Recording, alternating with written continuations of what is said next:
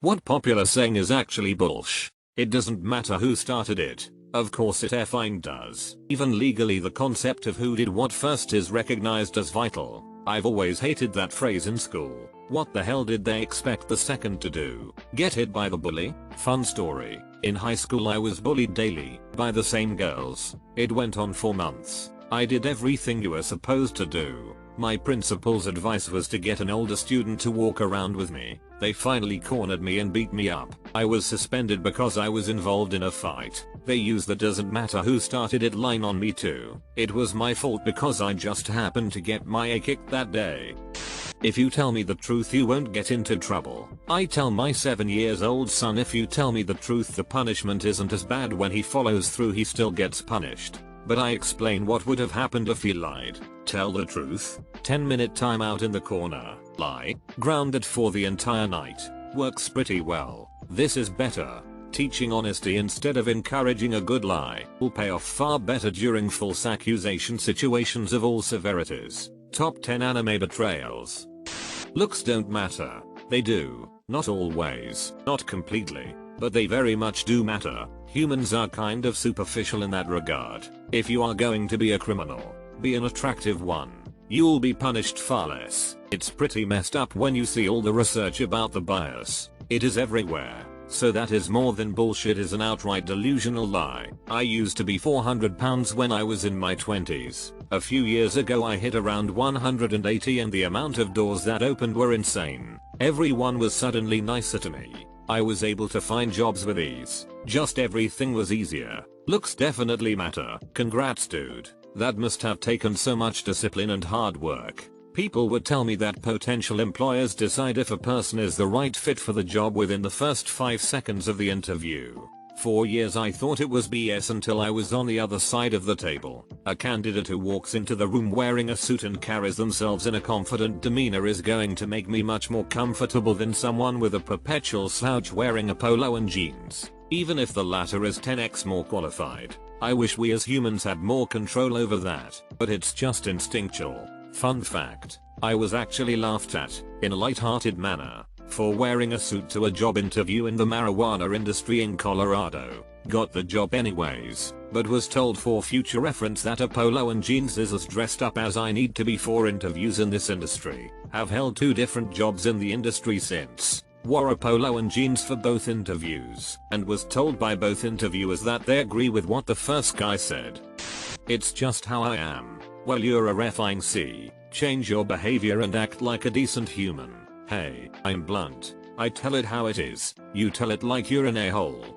Never judge a book by its cover. As someone who works in a bookshop, you're damn right I'm gonna judge the quality of a book by its production, as do most customers. I have gotten insights into the world of publishing and the decisions they make based on the quality and success of the product they are pushing. For instance, an author just starting out, the catchy title of the book is going to be the biggest text on the book. The author has brought out 3-4 books that are proving successful. The text size of their name is going to be equal to the title. Ian Rankin or Kate Atkinson, their name is going to be the biggest text on that cover because that's what draws customers in.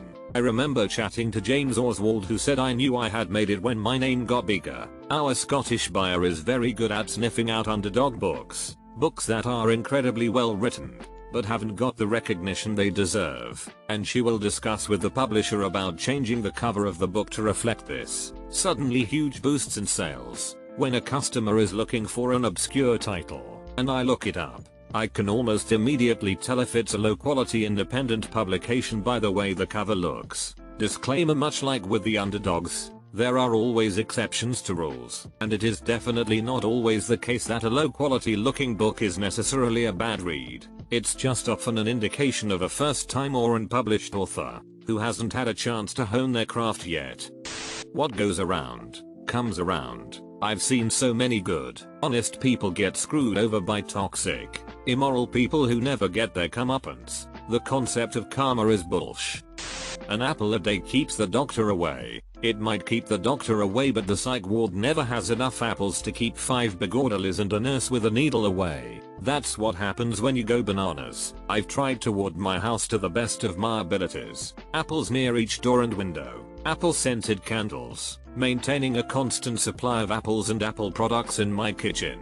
Nothing works. The doctors, they are relentless. They are clever, systematically searching for a breach in my defenses. When I close my eyes, I can feel their icy stethoscopes. I just ate my first apple today, but it is all in vain. The ache in my knees from their mallets warns me they are drawing near. I took an apple from my kitchen to carry with me around the house. I sat down on my couch, only to hear the crinkle of wax paper beneath me. I caught a glimpse of a white coat outside my window. I wanted to believe it wasn't real, but my worst fears were realized when I heard the murmur of what seems to be the problem here. Today, they're here. If this isn't copper pasta, it should be.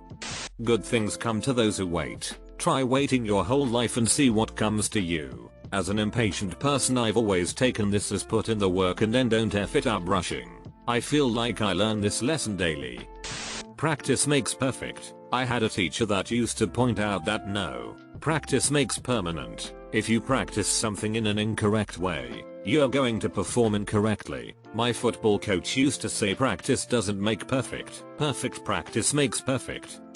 This is going to hurt me more than it hurts you. Lies. This is going to hurt me more than it hurts you. Breaks own leg. My grandmother said that to my dad once, when he was a kid, before a spanking. When she pulled her arm back for the first swing, she accidentally whacked the radiator and broke her hand. It really did hurt her more than it did him. Opposites attract. They don't. Birds of a feather flock together, on the other hand, is usually true for relationships. I before E except after C. Except when your foreign neighbor Keith receives 8 counterfeit beige slays from feisty caffeinated weightlifters. Weird. I hate when that happens. Science is a great example of that. You deceive me. That's it. I forfeit. I before E, except after C, or when sounding like a as in neighbor or way, and on weekends, and holidays, and all throughout May, and you'll always be wrong. No matter what you say. I bought 2 boxes of donuts. Bill Gates and Mark Zuckerberg are college dropouts. Dude, they went to Harvard, not community college. And Bill Gates dropped out because he was seeing enough success from what he was already doing. Harvard couldn't keep up with Gates, not the other way round. Or Einstein wasn't good in school, he was a very good student with good marks. The dude finished calculus in grade 4 and people keep bringing up his art subject failure in grade 1 and 2 like I feel bad for Albert. He tried his best. That probably stems from Germans looking at his Swiss high school diploma grades. Germany grades 1, best, to 6, worst, while Switzerland is exactly the other way round. Now guess who had straight success in all 3 maths courses as well as physics? Survivorship bias. Sure, they're college dropouts, but so are 500,000 other guys working as a cashier at 7/11. This, same as when celebrities tell you to follow your dreams. Yeah, it worked out for them. But for every Tom Cruise, there are 10,000 people who didn't make it. Lottery winners will tell you that lottery tickets are a great investment. What doesn't kill you makes you stronger. Nah mate, it just gives you trauma. Money can't buy happiness. Poverty can't buy anything. Money can generally eliminate most of the things that are making you unhappy. That won't guarantee happiness, but it will make it a lot easier to achieve. Yes, money can't buy happiness, but it can buy comfort and stability, both of which can provide happiness. I say money can't buy happiness, but I'm certainly a lot happier when I have money. I love Daniel Tosh's joke about money can't buy you happiness. Have you ever seen someone look sad on a jet ski? Sleep is for the weak, or I'll sleep when I die. Well, actually, not sleeping is making you weaker and decreasing your lifespan as you gloat about it right now. Sleep is essential, people. It bothers me so much when I say I'm tired and someone else starts bragging about how they only got 2 hours of sleep, so they are clearly more tired than I am because I got 6 hours. Sleepiness gatekeeping is the worst. I have a coworker who laughs every time I say I'm tired. Oh honey, wait till you have kids. Then you'll know what tired really means. First of all, Root. Second of all, Sharon. You don't need to attack me to feel better about your own choices that you clearly regret. Didn't mean to rant, but man, talk about toxic. Tell that to people at my effing job. We do 12s and some people do 16s regularly and they wear it like a effing badge of honor. Toxic A work culture. I used to work 12+ hours at my last job. Same thing. Once you tell people they act as if you're trying to insult them or their manly man ego. No, John, I would just like to see you not have a heat attack after having 3 hours of sleep. Don't worry about it. Coworkers say this when other coworkers start stonewalling you, death staring you, and becoming visibly uncomfortable in your presence. Sometimes a mouthwash will help. Time heals all wounds. Malarkey, I dunno. I lost my leg and after a decade it grew back. Just be yourself. Depending on the context, this can be good advice or bad advice. Bad advice. I really like this girl, but every time I try to talk to her, I'm a nervous mess. Just be yourself. Gee, thanks for the non-advice. Good advice. I really like this girl, but I'm worried she won't like my nerdy hobbies. Don't pretend to not have nerdy hobbies. If she doesn't like you for your nerdy hobbies, you probably don't want to be with her anyway. It should be better phrased as be the best version of yourself. Don't pretend to be something you're fundamentally not, but you should always strive to improve yourself to be the best version of yourself. Corollary: if you don't like who you are, change. If you're an a-hole, definitely don't be yourself. Instead be someone that's not an a-hole. What you don't know can't hurt you. While yes, it's technically true, it's also not a positive thing. Theoretically, if someone's partner was cheating on them, yes, they don't know so they can't be hurt, but it's still a bad thing. I was thinking more of, I don't know, there is a train coming right behind me and that is definitely gonna hurt. I was thinking that if I don't know food is expired, that's not going to stop me from getting sick. A watched pot never boils. It does. I've checked. I've been watching cyberpunk trailers for about 7 years now. I'm not sure it's gonna boil. So it's you. Stop watching. You are ruining it for everyone. You can achieve anything you set your mind to. I've had my mind set on instant transmission for 20 years and I haven't teleported once. Plot twist. He has teleported twice. Always annoying to hear successful famous people say that if you believe in yourself and try hard enough you will succeed. Well, yes, you succeeded, but for you there are thousands of others that worked just as hard and believed just as much in themselves but didn't make it.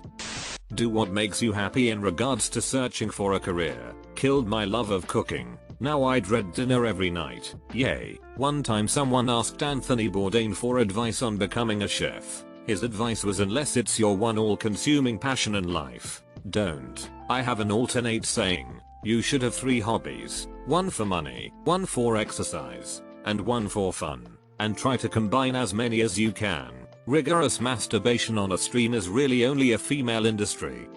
Happiness is a choice. That's maybe sometimes a little true, but depression is real, and it's not what anyone shows. Very familiar with the devastating effects of depression and mental illness here. Choosing to foster a positive outlook is a growing but absolutely integral part of recovery. It's just not a stupid magical solution you can conjure from your behind.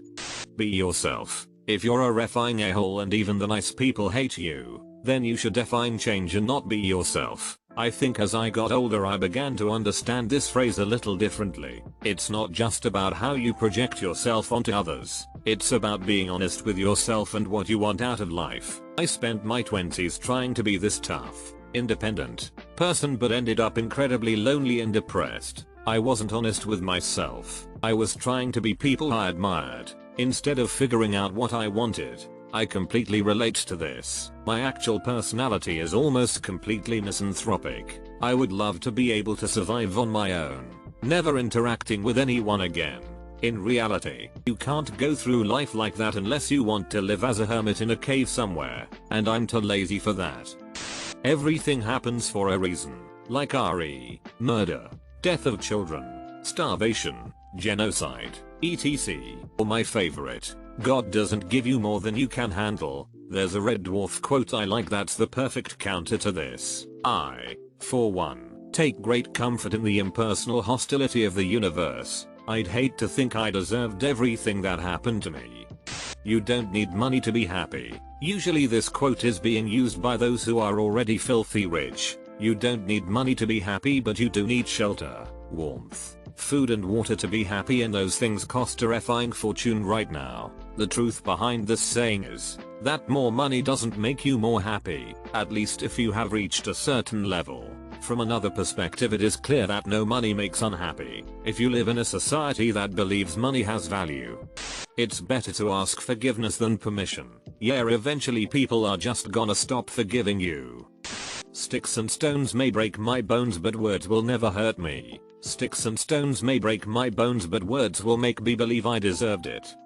I'm just being honest. No, Jennifer, you're just being a douche canoe and saying what you want, expecting there will be no repercussions because you tell it like it is, and if you don't like it then leave. There's this idea some people have that being sympathetic or thoughtful in your choice of words is a sign of weakness. No, it's a sign of being a decent person to choose your words in a way that doesn't hurt or upset someone unnecessarily. There's a reason that when my girlfriend gained some weight I tactfully suggested we start exercising together and didn't just say damn, you fatter hell, as I clapped my hands and made walrus noises.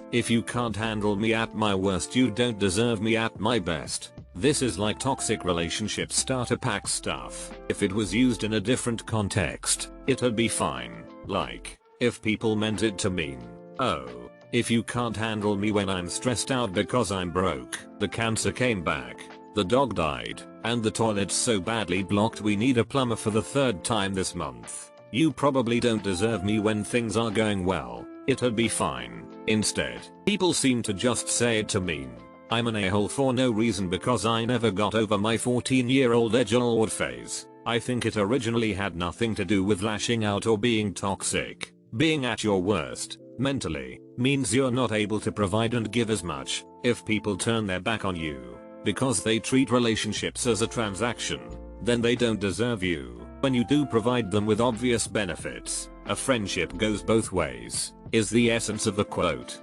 Yep. Hate this one. It's used to justify horrible behavior. No one is entitled to treat others like should be excused for it. I think the meaning behind that is if you can't support someone, like your partner, while they are struggling, you don't deserve to be with them while they succeed. It's saying don't be the kind of person who is there only while things are good, but as soon as someone needs you, you leave. There's plenty of fish in the sea. You know what else there's plenty of in the sea? Trash. In response to this, a wise redditor once said, all the fish in the sea doesn't matter if you don't know how to fish. I dunno. Really put stuff into perspective for me. There's plenty of fish in the sea, but if you don't know how to fish you'll just be sitting there holding your rod. Sad earth noises. Clean up your oceans. Get more Tinder matches. Whatever happens, happens for a reason. God, I hate this one. It's more comforting to me to think that there's no underlying reason of everything. Suffering is just suffering, not a part of some grand plan. What doesn't kill you just makes you stronger. Bull. 2x cancer survivor here. It sure didn't make me any stronger. The stuff that failed to kill me left me fragile and jumpy, with a few unhealthy coping mechanisms and a really dark sense of humor. Why do I feel so attacked? Using the phrase, it's just a few bad apples, to protect an institution when the full proverb says, a few bad apples spoils the bunch. The customer is always right, because half of it's missing. The full truism is the customer is always right in matters of taste. Guy wants a pint of half Baileys, half orange juice, he's paying. Lady wants to wear a raw turkey as a hat, you do you love. What it doesn't mean is that Kyle and Karen get free reign to treat people like sh because they happen to be handing over money at some stage of the interaction. I always thought of it as a variation of sell to me in my language, and buy from me in yours. What it was supposed to mean is that it doesn't matter what you think is your best product, sell what the customers buy. A good example of this in action is a company like Chock-full-o Nuts. The guy started out selling roasted nuts. Due to an economic downturn, the nuts stopped selling as well. He started selling sandwiches made with the nuts instead, and coffee to draw people in to buy the sandwiches. The coffee sold much better than the sandwiches, and in time, became the only product as all the nut related stuff was dropped completely, remaining only in the name. If he had tried to stubbornly stick to what he had planned to sell, the business likely would have failed, but instead he adapted by selling what people were actually interested in buying and thrived. If you love something, set it free. I know if you love something, smother it with affection until you catch the early flight home and catch a couple naked dudes tag teaming your F&K. If you love someone, keep fighting until they tell you to stop. Life is like a box of chocolate. You never know what you're gonna get. Every box of chocolate I have seen has a little book that tells you what you'll get. That wasn't always the case. Heck, even now the cheap boxes don't have it. Not to mention Forrest probably couldn't read it. Everything is fair in love, war and game.